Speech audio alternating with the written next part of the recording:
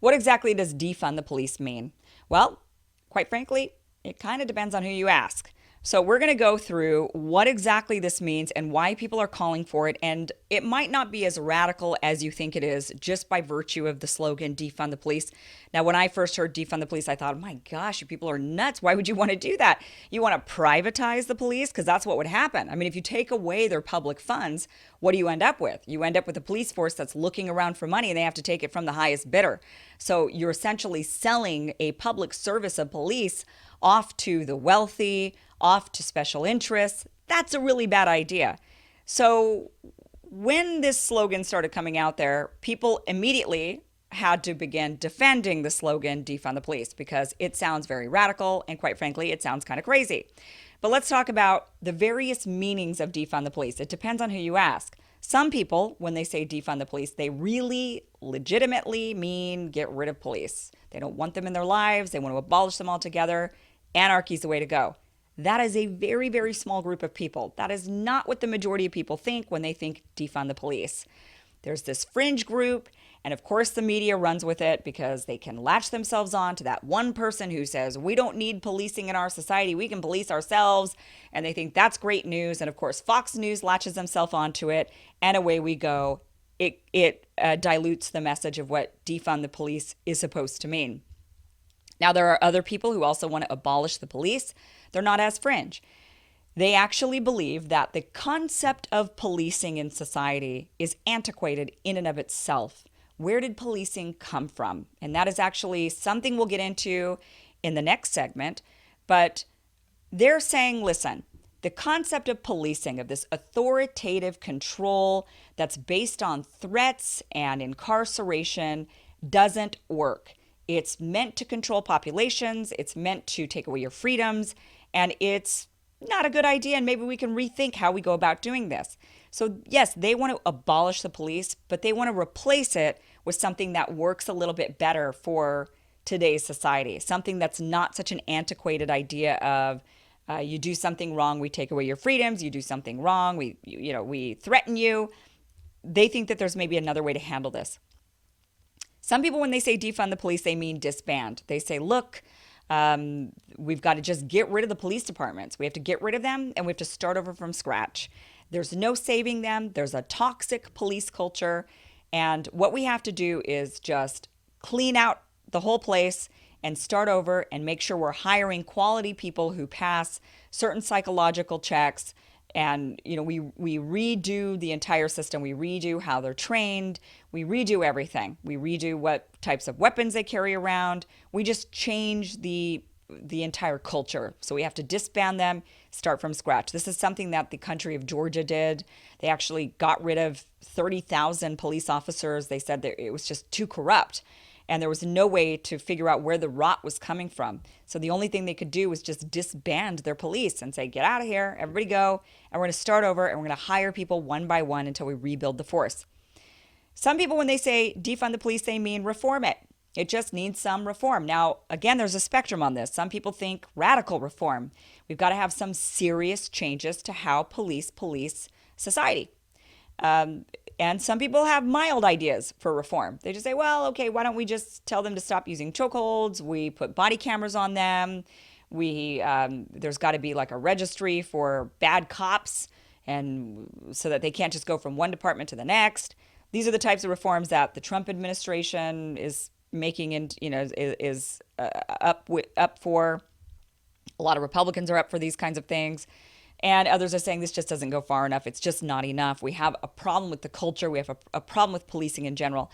Now, some people, when they say defund, they mean to shrink the budgets. The budgets have become outrageous. Here in the city of Los Angeles, the police department takes up half the city budget. Half. Now, look, Los Angeles is not a very safe city. So on one hand, you could say, well, you have to have this huge police force because, look at all the crime you've got in Los Angeles. On the other hand, you could say, how effective are they? They're eating up half the city's budget and we still have an unsafe city. So what the hell's going on here? And other people, when they say defund, they mean privatize. Terrible idea. We don't want to privatize the police forces. That means the rich end up with the police and the special interest groups and those who can afford to purchase them off, because if we defund the police departments and get rid of the tax dollars funding them, they're going to have to go to the highest bidder. We don't want that to happen. So quite frankly, when they're talking about defunding the police, it depends on who you ask. And it's right now the conversation is rooted all in the same thing. So no matter where they're coming from on this defund the police meaning, everybody's coming from essentially the same space. And I believe that many of us and many people who are, let's say, against defunding the police, I think this is a radical, crazy idea, might actually agree with those who say, no, we've got to defund them, when you really start to break down what the problem is. So let's talk about that. What exactly is the problem with policing in society? Well, obviously, I think all of us want to be safe. This is the role of police in our minds. When we think about what do we want from our police department, we want them to make sure we ourselves, our bodies are safe, right? We want to know that if somebody attacks me, the police are going to go after them. Ideally, the police show up while I'm being attacked and stop the attack from being worse. We want police to stop us from being raped, from being harmed, assaulted, murdered. This is what we want from police. Physical protection. We also want from police property protection. We don't want our homes robbed. We don't want our cars stolen. Now, some people I've heard, maybe because they haven't had very many experiences, but some people say, oh, it's just property, who cares? Well, for example, my grandmother, when she was in her 70s, had a home invasion. She was the victim of a home invasion. They knocked on the door, acted like they were going door to door for something. This was about 20 years ago. They stormed in her house. They tied her up. They beat her up. They held her at gunpoint, and they robbed her for hours. That's a very scary situation. Yes, it's property. She was physically assaulted in that scenario, but plenty of people in home invasions are not. They're just tied up. They're frightened. They're held at gunpoint. People are stealing their things. We want cops to stop this from happening. We want cops to get these guys. We can't let these people get away with this, and we certainly don't want it to happen. We want safety in our homes.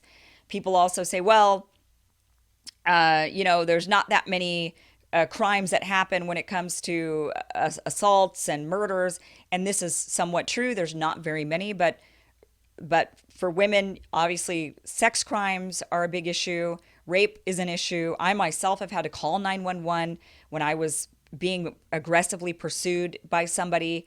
And it's a very scary situation, and you want to have cops at your disposal. You want to have that 911 available to save you, to rescue you, which I am eternally grateful for, the time in my life that I had to call 911 because I was being pursued by an attacker. I had to run into the woods and hide. I mean, it was a serious thing. I didn't want to get into that, but I am grateful for the police in that moment. I know my grandmother was grateful for police who eventually came to her aid and eventually started to investigate the people who attacked her in her home. So there's a real need for police.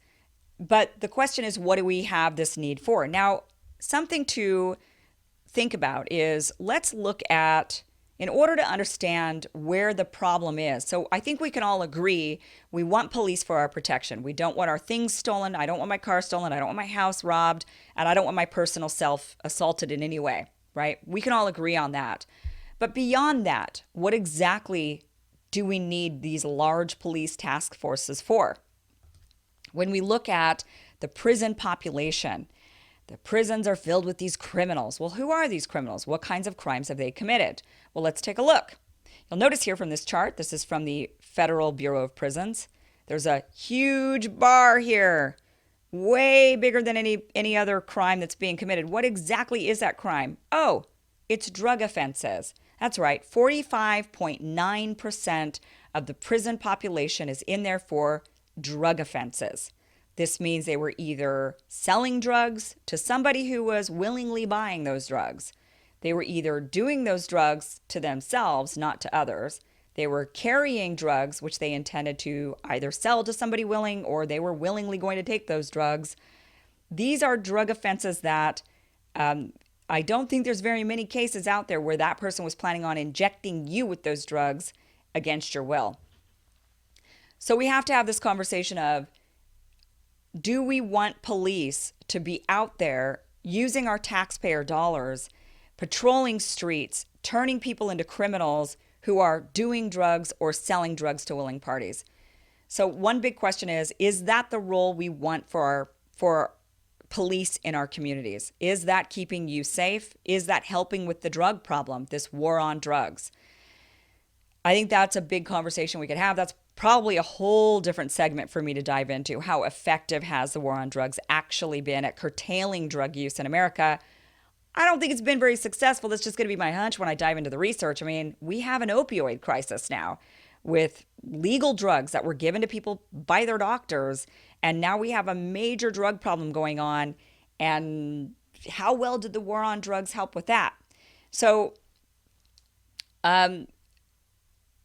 if we were to decriminalize drugs, that alone would reduce our police forces by 50%. If 50% of the criminals in prison are there because of drugs and we decriminalized drugs, we could reduce our police forces by 50%. That alone would defund police. We wouldn't even have to have these conversations about forcing city council into defunding the police departments, which is what we're seeing now. Portland, Oregon, they reduced their police budget by 15 million. They're saying that they defunded their department. Salt Lake City just defunded their department by reducing their police budget by 5 million. Los Angeles is defunding the police department by a few $1,000,000. There's all of these millions of dollars that are being cut from police departments, but we're not really getting to the root of the problem, which is the criminalization of certain actions. Now, according to, Campaign Zero, so I've got the link for you down below. They examined the year 2015 as an example. So it's about the same year after year after year, but they just looked at the snapshot of 2015. There was about 1,000 people who were killed by police that year. About every year, there's about 1,000 police. Many of them are armed, about 37 to 40% each year. Those people that are killed were armed with a gun. Others were armed with some other weapon, but they found that nearly 300 of the people who were killed were stopped because they were committing minor offenses. They were stopped because they were doing things such as sleeping on a park bench, possessing marijuana, trespassing, playing loud music, or jaywalking. And because those are crimes, the police then stopped them, and then that escalated into somebody unfortunately losing their life. Now, I don't know all the circumstances of those 300. Did the person try to grab the cop's gun? Did the person have a different weapon on them? Whatever the circumstances might be, the confrontation would have never happened in the first place had we not had such strict rules when it comes to how we're living our lives in our own cities. Sleeping on a park bench, I mean, where else are you going to sleep if you're homeless? So that's now criminal, and that means you're going to have a confrontation with the police. Jaywalking, when there's no cars around, you haven't been hit, nobody hit you, you've looked both ways. I mean, is that really something that the police need to confront you over? This is the whole concept. This is the whole problem that Defund the Police is trying to shine a light on. We have a hyper authoritative culture where we have turned everything into a crime.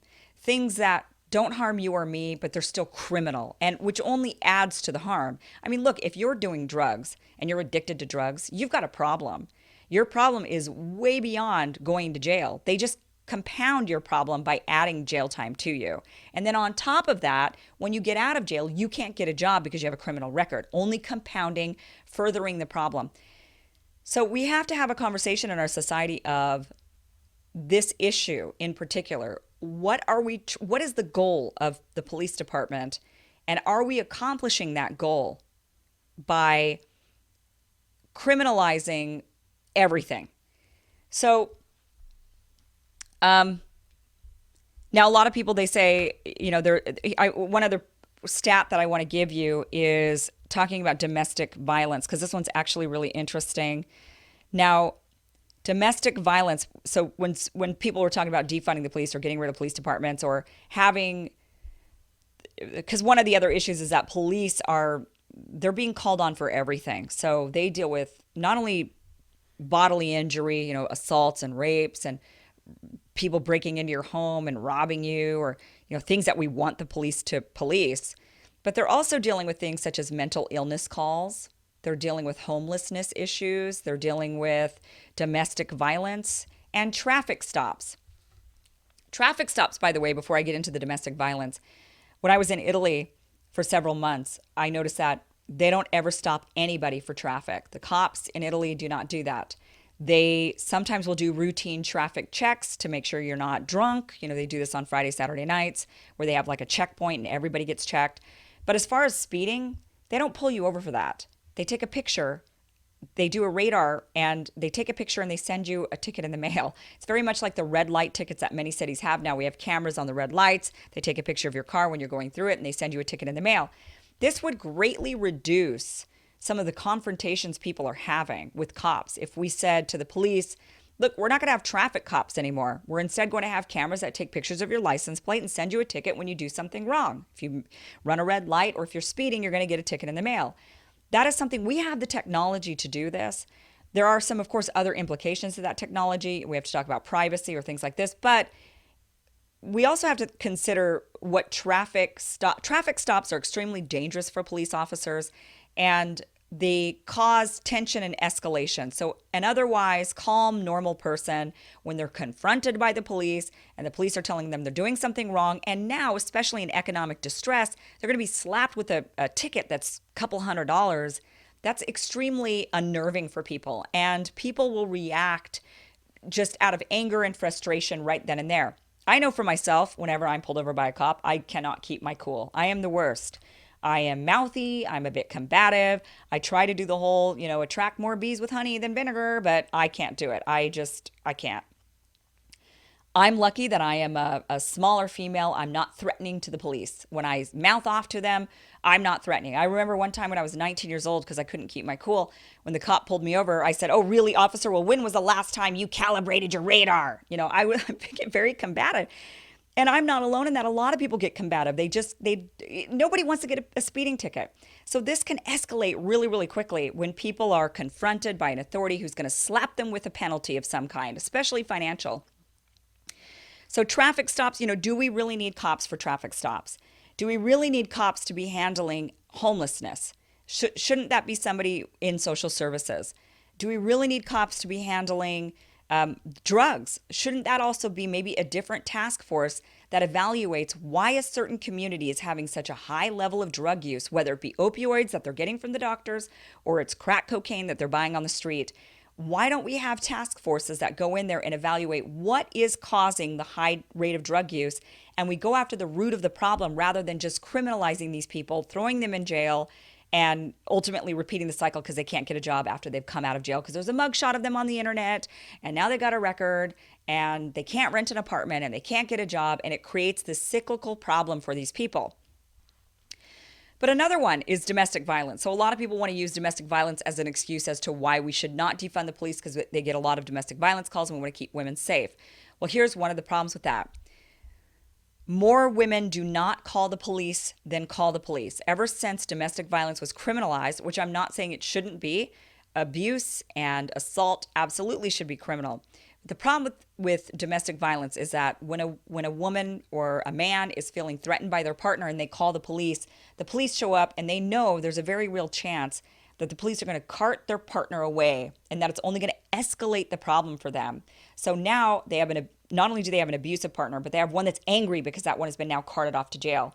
So what that does is that causes a chilling effect, and a lot of people don't end up calling the police because they don't want to see their partner carted off. They just want their partner to stop. They want to get help for themselves, for their relationship, for their partner. They don't want to throw their partner, who's maybe the father of their children, in jail, especially people of color. Now, no matter which side of this argument you sit on, whether it's warranted or not, the idea is still very much out there that if you are a black man, your chance of being killed by the cop is higher than death from anything else. Now, that might be true. It might not be true. Again, it doesn't matter whether it's true or not. The perception is still there. So the woman, she's thinking, she's getting beat up by her partner. He's a black male. She wants to call the police. But then she's thinking, you know what? The police are going to show up and going to make it worse. He might end up dead. And that's not what I want. You've got a lot of people who have partners or children who are autistic. You've got elderly people who have adult autistic children, for example, or adult mentally ill children, and they sometimes need help controlling them. They fear calling the police because they think the police are going to show up and shoot their autistic child or their mentally disabled child. So that, again, we have to rethink the role of police in our society. Do we want them handling all of these issues? So you've got, we're not really protecting domestic violence victims because they're afraid to call the police. They don't want their partner in jail. If there was maybe a different system rather than criminalizing and threatening jail time, if there was some other system for them where they knew they could get help, not just run away and go to a shelter, but actually get help for their family, would that actually solve the problem better than a police task force showing up and carting your partner away and giving them a prison record? And then now they can't get a job and feed their kids, which they need to feed. It's this, again, a whole cyclical thing. So that is really where this whole notion of defund the police comes from. It's rooted in the idea of, what are we doing with these police? What do we want out of our police? Should they be the task force for everything, from traffic stops to domestic violence to murders to thefts, homelessness, you name it, they're doing everything and they're doing too much. Now, I want to point something out. There's a lot of demonizing of the police in this issue, where, the police, they're bad. Look at what they're doing. Look at what, look at everything they're doing. They're going into these inner cities and they're whisking people off to jail, and, cops are bad. Cops are only able to police the laws that are created for them to police. So a lot of these laws that need to be rethought, like our drug laws, which are which are accounting for half the prison population, which that in and of itself is another segment, the monetization of policing in America. Police are policing the existing laws. So if we really want to defund the police departments, we need to shrink the number of laws we have governing our society. We need more freedoms, and we need a different outlook and a different way of attacking certain social problems we have in our society. Homelessness has been made criminal in certain areas of the country. Drug abuse, obviously, is criminal in much of the country. Some areas don't have the criminalization of marijuana, but others do. So it's a thinking of really rethinking what are we doing with the police, and really pressuring our political leaders who are making these laws. If we want to defund the police, it's not about pressuring our city council on shrinking the police budget. It actually comes down to getting our lawmakers to decriminalize many behaviors and getting them to regulate, saying, look, we're going to invest in traffic cameras so that the cops don't do traffic stops anymore.